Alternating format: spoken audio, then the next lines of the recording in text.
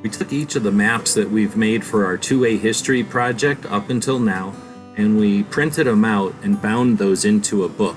We're going to go through each of those maps and make a quick video for this series. Join us for Maps of 2A.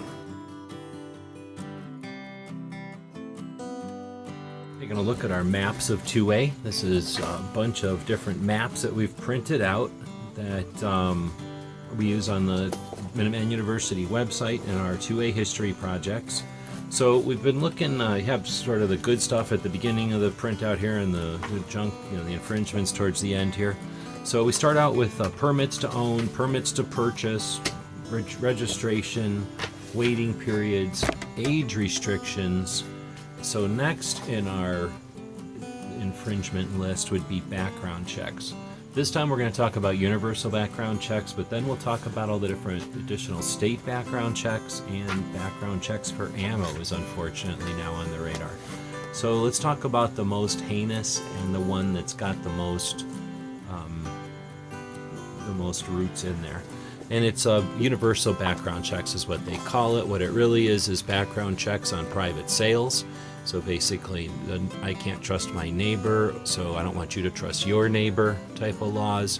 And we can see that there are no background checks required for private sales at a federal level.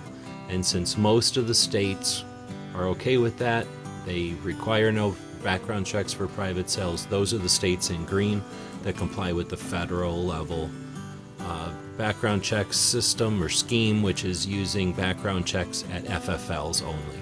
So big deal. You go to an FFL, they do a background check, they figure out that you're officially not on the wanted list, and well, that's actually not how it works, but then you're good to go. But if you go to get a firearm from your grandpa or your friend down the street, somebody you work with, you don't have to take the additional time or cost or aggravation or infringement to go to a gun shop and waste all the time and stuff for your granddaughter or your friend from work or your good friend, your hunting buddy, whatever it is.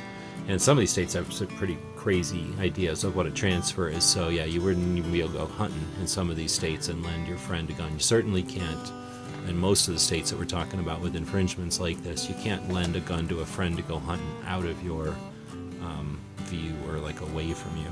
So let's take a look. Most of the states are in green, and those are the states that don't require any additional background checks for private sales. However, the states in red do have background checks on private sales.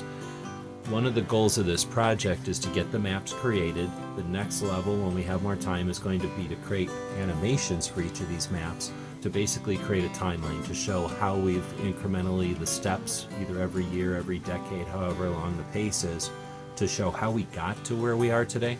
And that's going to be interesting because you're going to see it creep. You're going to see it spread from some of these states into other states.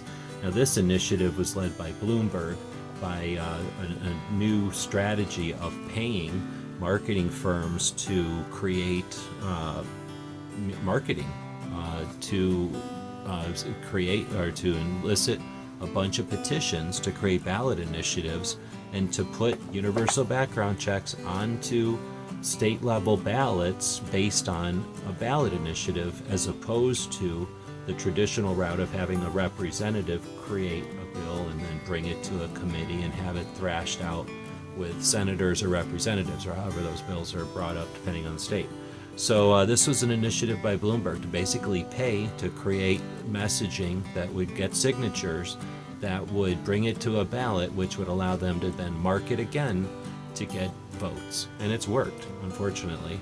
Sometimes it's backfired, like in Nevada, they have it, but it's not enforceable because they were so lazy and inept when they created it. However, we can't rely on them to be crazy and inept, and it still keeps Nevada on that red color. We have a couple of states where there's a partial, and I'm not sure the details there. We'll have to dig into that when there's more time. Our goal here, though, is to get the maps created, and then eventually, with more resources, more time, we'll go in and add to these.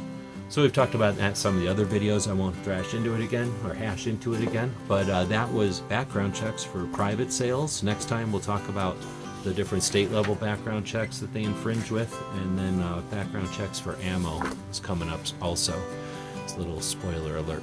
All right, so that's the maps of 2A. These are a bunch of maps that we've printed out from our various projects over on Minuteman University and the 2A History Project. If you have any suggestions of things that we could put, 2A topics that we could get into a map and help get the information out there, help people to share it and to use it in conversation, let us know. Till next time, thanks for watching. So let us know what you think. We'll be watching the comments wherever you find the video, over on gunstreamer.com or on guntube.org. Thank you for supporting our projects. If you'd like to buy us a cup of coffee, check out our Patreon channel. The guys and gals of gunwebsites.com encourages you to take a CCW class every year, practice at least once a month, and carry every day. Thank you for watching gunwebsites.com.